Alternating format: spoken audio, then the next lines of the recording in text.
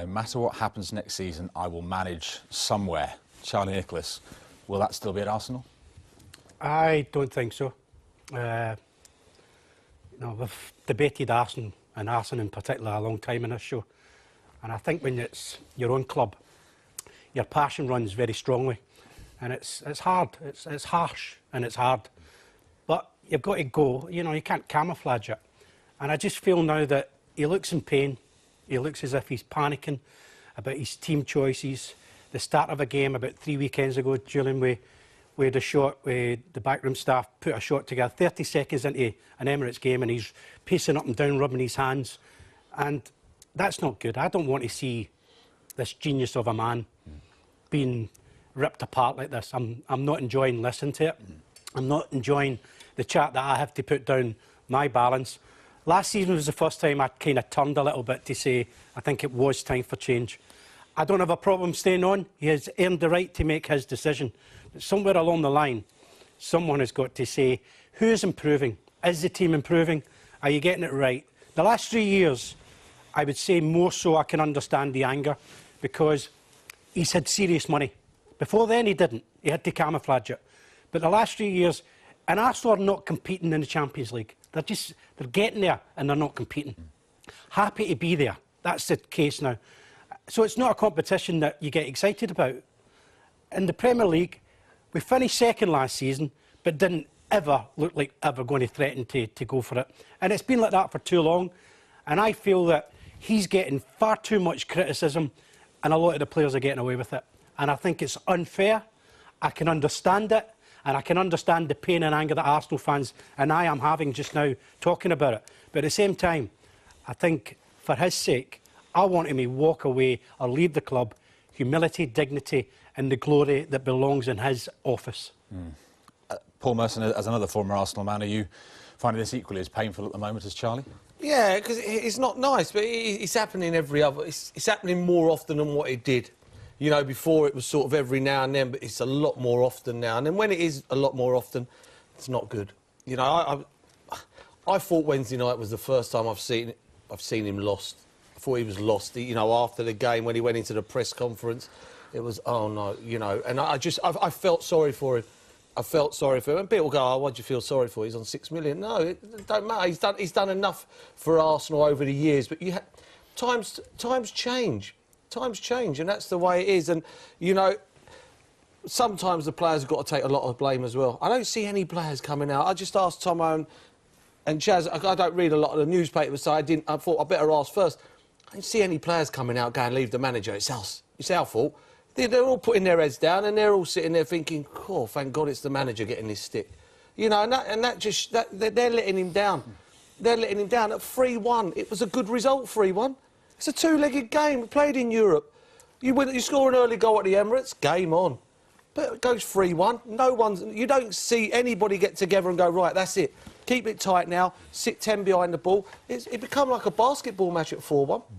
It was like basketball. It just completely went. And, you know, then you spring it back round to him and you say, right, is that his tactics? You know, would Mourinho's team talk been exactly the same as Arsene Wenger's? And it wouldn't have been. It wouldn't have been. You know, and that's what worries me now. I think, you know, he's put it into Arsenal's court by saying, I'll be managing anyway. And he will. He's probably... There's no way his agent, if he's got an agent, wouldn't have been told that he's got a job somewhere. Because you wouldn't turn around and say what he just said. You couldn't, because that could embarrass you quite a lot if you turn around and go, well, I'll definitely be managing next season. You know, he's been told that he's got a job next season. And I bet you a bottom dollar it'll be a big job. It'll be a big job. He's not like Sir Alex Ferguson. Sir Alex Ferguson has a social life. You know, he'll go horse racing, he plays golf, he's got a big... You know, he gets around, he has a social life. This man, that is his life. That is his life, his Arsenal Football Club. They're his life. And he's put all his life into this, and he won't know anything else to do. You know, if he retired tomorrow, he won't be at Doncaster races next week, or York races. I mean, he's football, man. He's football, and he's probably said that and said to Arsenal, well, I'm going to be managing next season, so it's up to you now. You know, it's up to you. But for the first time, you know, I know it's been same old over the last 3 or 4 years. That was the first time I've seen him lost the other night. Really? Lost in... really hurt him. You say he's a real football man. Arsenal is his life. 5-1, especially in that second half against Bayern Munich. How much will that hurt him, the fact that you say he's looking lost? Yeah, of course it will. Of course it will hurt him. And he did. He just, even in the press conference, he sort of went in there on the thought of, I'm in trouble here. You know, and that's the first time I've really seen him like that. Usually he's quite confident and he'll get out of it by saying the right words and everything. I just thought... But sometimes, you know what, you've got to draw a line. You've got to draw a line. He takes all the stick. And I'm one of them people that, you know, I'm probably on his back as much as anybody else. But let's draw a line now. These players are letting him down. These are the ones. He puts a team out. He's put a lot of faith in these players who have been there for a long time. Not like a month, or like a year or 2 years. These players have been there 4, 5, 6 years. Some of them have been there 8 years and 10 years. They're not performing. They're letting him down. They're letting him down, and they keep on getting away with it. I've always said Wenger has been great for Arsenal. There is no doubt about that. But what a lot of people miss is Arsenal have been great for Arsene Wenger. They've given him a platform, they've given him time, they've pretty much given him carte blanche to run the ship, within reason. Picking players, who they're going to sign, who his backroom staff are going to be, how they're going to play, how they're going to train, what's the new training ground going to look like, what's the new stadium going to look like. All this he's had a part of, but Arsenal have given him that platform. So to suggest that it's all going to come tumbling down when he leaves, it's almost what his inference is, then I think is quite arrogant. Look, but we were in an ideal position at half time, and because we were at 1-1, scored the goal away from home, and after that all went wrong for us. I think we looked quite defensively solid in the first half. We lost I believe Koscielny in the second half, and after that we lost a bit our structure and our organisation, and were a bit naive on the different goals we conceded. And at 3-1 I felt that we're mentally affected by the result and looked much more vulnerable. Do you feel offended by some of the things you read and hear after all you've achieved? No. Why? Because I'm used to it. I'm here for 20 years, and I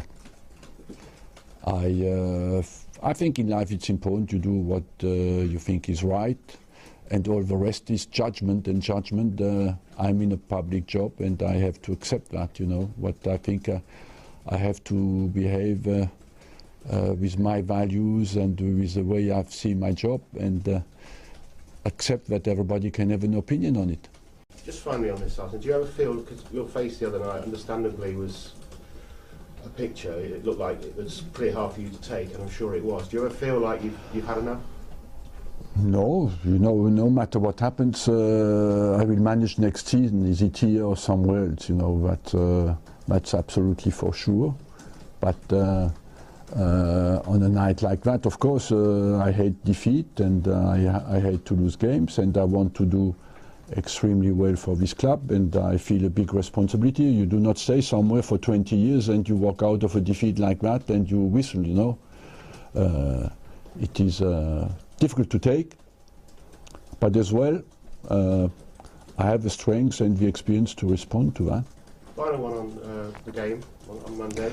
And yes, sorry, I would just like to add as well, we played against a good Bayern team who has won this competition, and there's 11 top-class players, and you have sometimes to give credit to your opponent as well. And I think it's important as well in a competition that when you want to put things into perspective. Did you say to anyone this week that you will decide your future in March or April? Yes. Will it be March or April? I don't know. If I said March or April, it is because I didn't know. Have you spoken to the main shareholder or the chief executive? Every time I have the opportunity, I do. And what's their view on your future? Sorry? What is their view on your future, as far as you understand? I do not want to come back on that. You know, I think at the moment we have other priorities. My person, as I said many times, is not important. It's Arsenal Football Club and the future of our team and what we can achieve until the end of the season. That is important.